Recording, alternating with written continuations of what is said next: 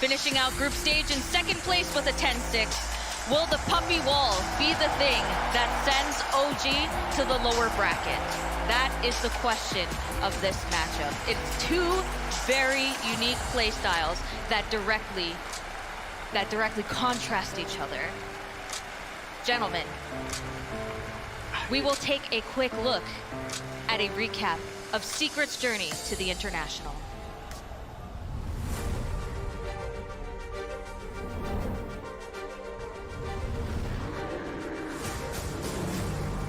The time has been bought for Secret to turn up. Matthews going again straight for Notel. Notel actually had to separate himself this time around. They've got the silence out of Matthew. Can they kill him off? Matthew wants the enrage. He's still got the BKB. He's going to pop it. Standing down. Turner will set. Puppy comes in with the tether, keeping him alive. The snowball comes out for Yap. So Matthew, oh my God, he's alive. Finally, he's going to be able to live.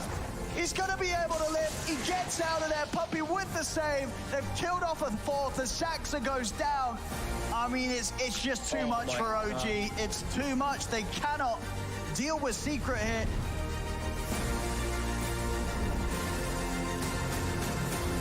Can they kill this PA? No. He's jumping away. He's away once more. Over towards Puppy. He goes. Matu's out. Now they're ready to turn. Woo!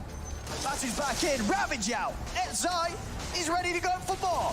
There's the backup required as they jump in onto S4. A Wukong's command comes immediately to an end. As it's getting messy. Into the fourth staff. Okay, they're going in as well. They're going in deep here under the tier 4s. But they've got the control on Nico Baby. Playing around with this morph. He's trying to get back towards his fountain. They're not going to let him. They're not going to let him. As Matu's in with the bashes, they're calling it. They want the pain to end here, Alliance. As game 3, it was another game 1 hit. Well, with that, ladies and gentlemen, with Team Secret taking the game, taking the series, they are the champions here at Dream League Season 14, this EU Upper Division. Team Secret, your champions once again.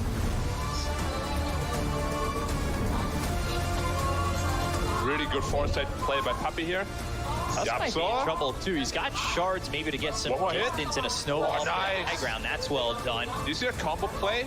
He knows what the creeps to get vision, and then he manages to snowball up there because of it.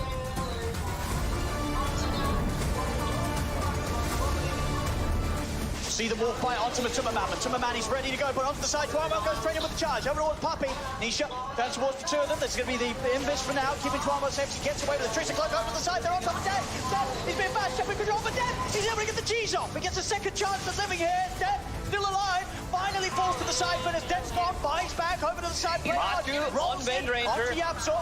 If they're able to push back Yopatch. Yopatch continuing to be chased down by Matuma-man. Matuma-man staying the pass is there. Yopatch taken down. Drama as well in trouble. The Secret, the final third. Flyback's coming out for the three of them, but Skev, he needs help and he needs it now. Where's the bat? BKB, the four of them focusing down. Skev's trying to go for the TP out. Is he able to make it in time? He isn't. The stone comes in as the BKB comes to an end.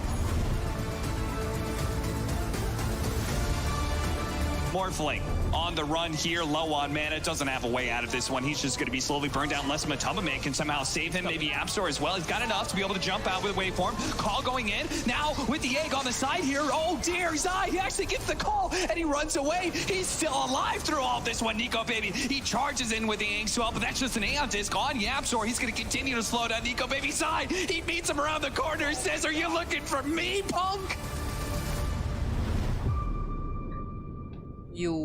Match kedua nih, OK versus Secret. Team Secret had 950 points in the DPC, but what is it that really makes them truly powerful? There's a little, not only are they great Dota players, but there's also like that mental game also in play here. Lizard, tell me a little bit about how the mental game works here for both OG and Team Secret. So I already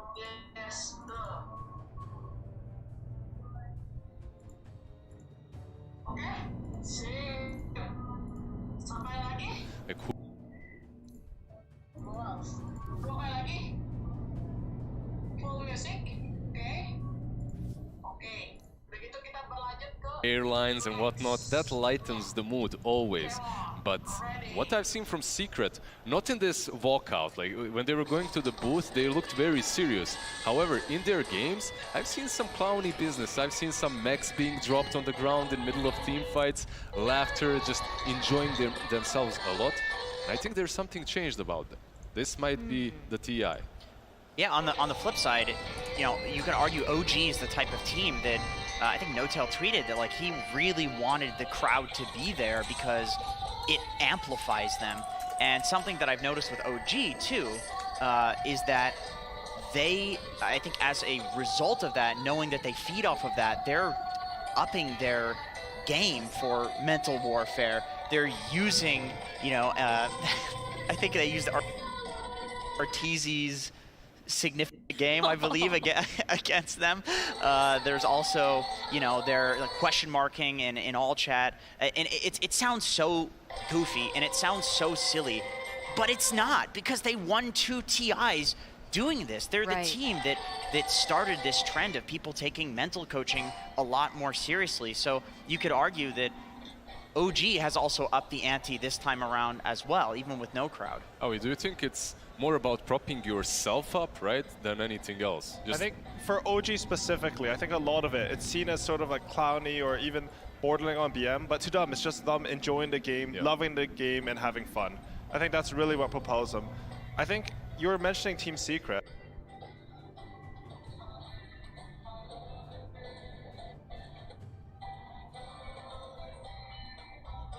Right. And you mentioned they're having more fun in the games. I think we might see like a different Secret at TI, at least for the playoffs.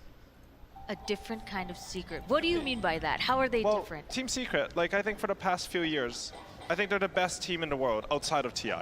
Like they dominate the meta for so much. Like when I was trying to learn what was like the groundbreaking Dota strategies, I would always look at Team Secret. And then they always, you know, they go to TI, they get 5th, and then they get 4th, and these would be disappointing placements for them. Like 5th and 4th are very respectable, but not what you expect out of a squad that shows this level of caliber throughout the year. Yeah, they had 8 like major tournaments in a row that they won. Not DPC major, but like major in terms of, you know, $100,000 to $500,000 prize pools, something like that. They won 8 in a row.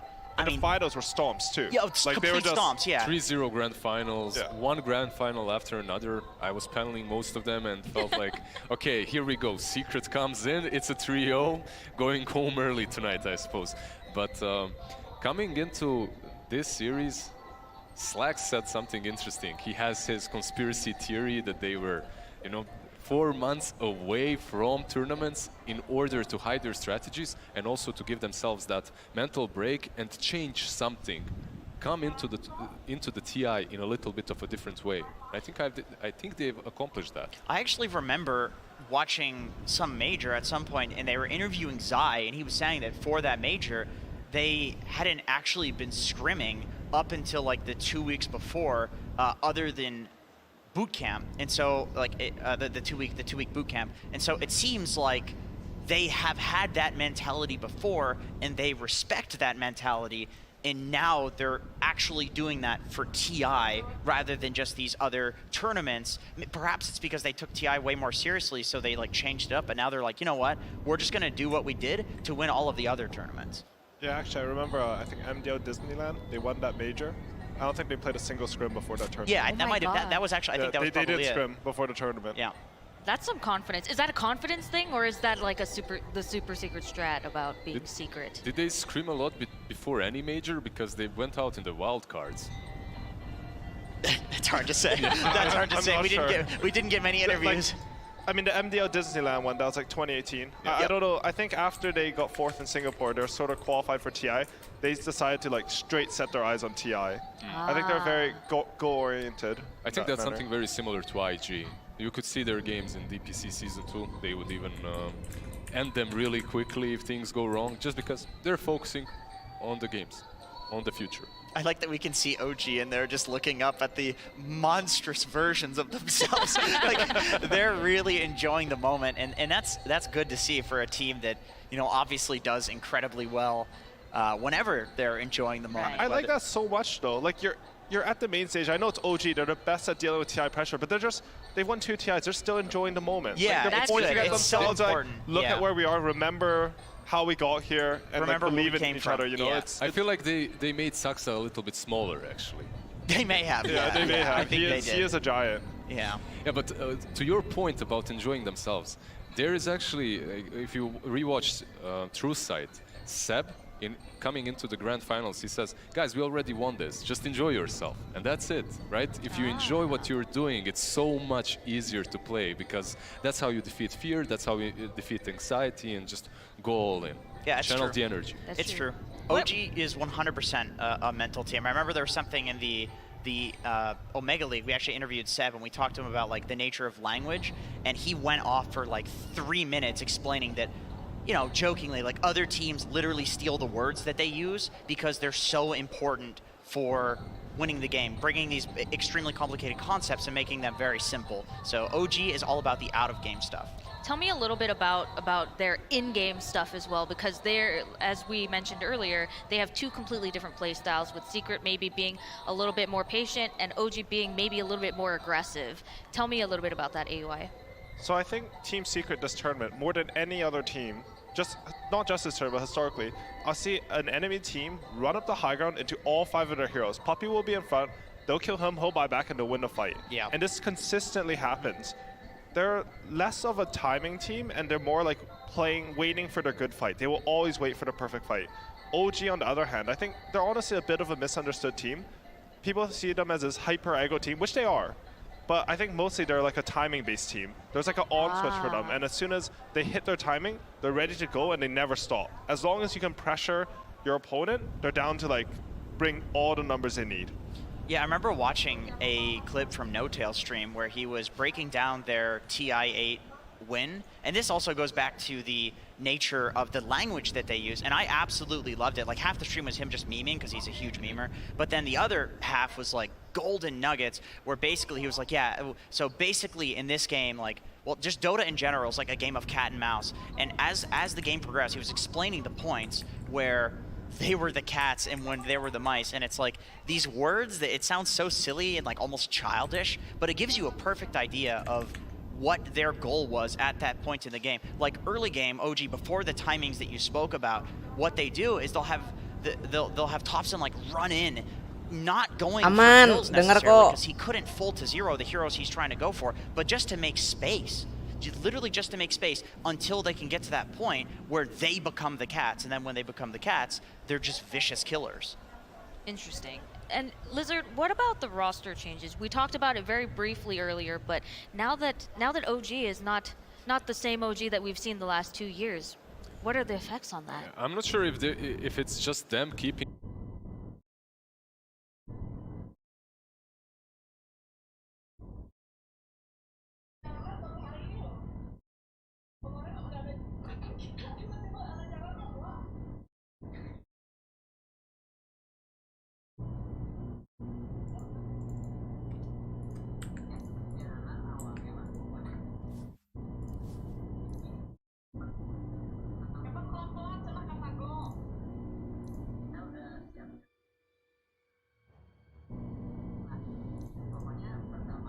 incredibly skilled.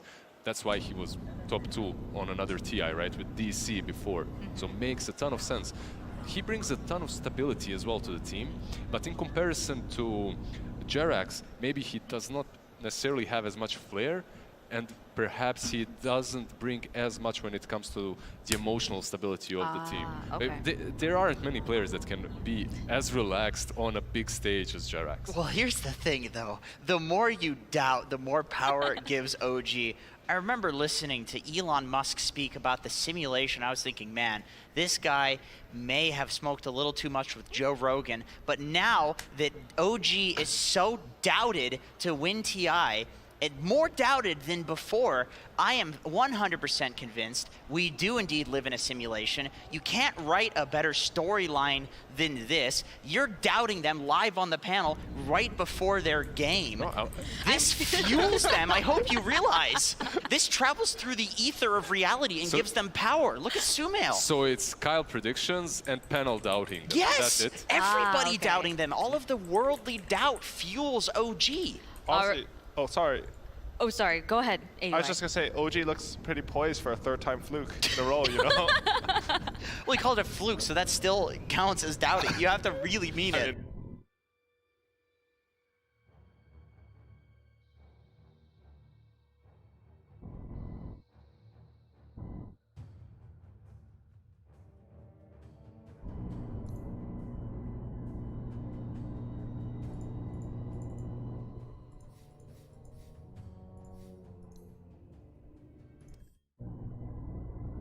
Before and after fights, the best out of any team at the tournament, I think. Like, Puppy will literally use like cardinal directions and just move his teammates around so you get the right angle. Even if it doesn't seem obvious at first, you'll be like, oh wow, that was a really good move. Yeah, it's like Puppy's moving them all at once, basically.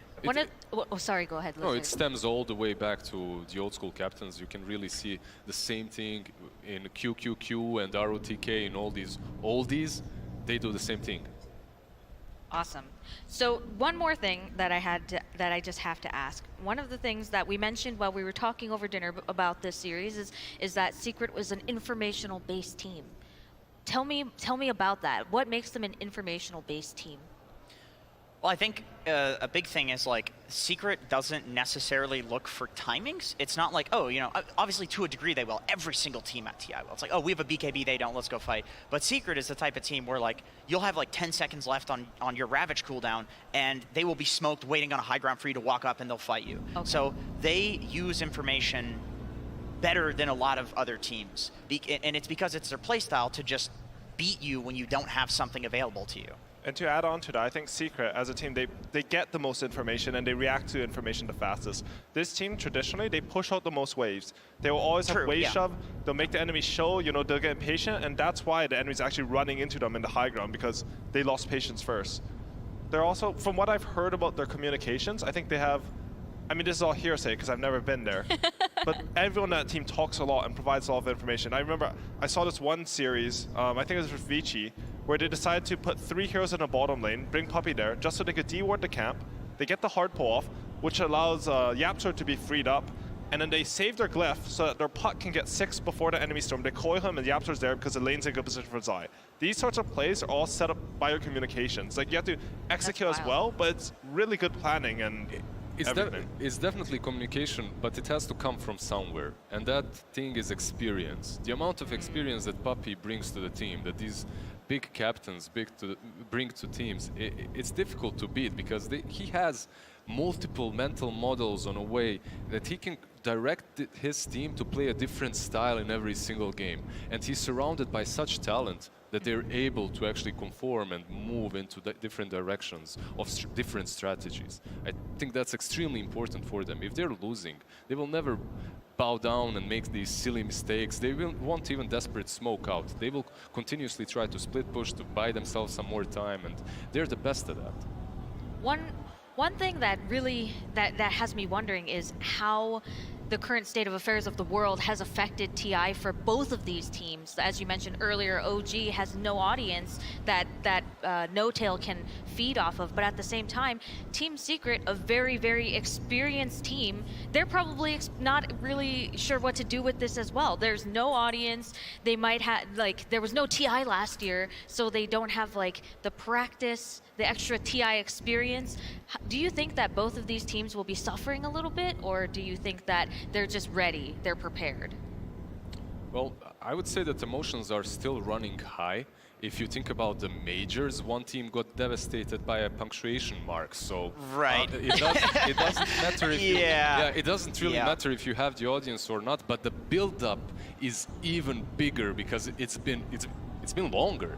We've had 2 years of no TIs. Because of that, this is so important for every single team. Yeah, I mean, there's also a question of, like, for different individuals, this would matter more or less. you know, going back to EG, I see EG as a team that they are, you know, desperate for number ones. They want to break the curse, whereas I feel like Team Secret, if they're coming into this with any mentality that's close to their major mentalities, well, it's the same. You know, there's no crowd, there's a lot of money on the line. It's the same thing. And so that's the one argument. Like, I don't remember who it was that said it, but it wasn't me, just so I don't get in trouble for this. But somebody said, I think it was Slacks, that Puppey isn't necessarily the type of guy that you would want to cry on his shoulder if you're losing the game. He's a great captain. He can, you know, tell you exactly what to do, but perhaps he rules with a bit of an iron fist. You know, No Tail on the other side, Seb as well. These are the types of guys that they will, you know, pick you up. They'll deal with your emotions and fix them perhaps. And so the question is, will Team Secret just not need their emotions to be picked up because there are less of them now, and it's so similar to majors? Are they different from EG in that way? And I guess that's what we'll see today. For sure. AUI, did you have anything to add? No, I was just thinking, it's because Puppey, he has this image of this very scary captain. But I've worked with him before, and he's actually sort of a goofball. He's a nice guy. No, when you run into like when you see Team Secret sitting together, they actually sit together and they make animal noises at each other. What? I don't know for what fun. type of animal? I don't know. Like Orangutans? Yeah, you know, just anything to have fun. Monkeys are fun. It's less public facing, but what did you say? I said monkeys are great. Continue. I think it's true that maybe the team dynamic from the outside doesn't look like Secret will be as comforting, but the one topic I wanted to touch on is the coaches of the two teams. Because for me, I think it's super interesting that for OG, they've changed their coach after every TI win. Like some fresh ideas, something coming in. And Team Secret, they have Heen, who I believe he got second with Team Nigma, or they were Team Liquid at the time, and then he jumped over to Secret, right? Yep. A couple years ago. He's been there for a long time, more stable. He also tweeted that he will make the president of, is it Denmark? Estonia? No.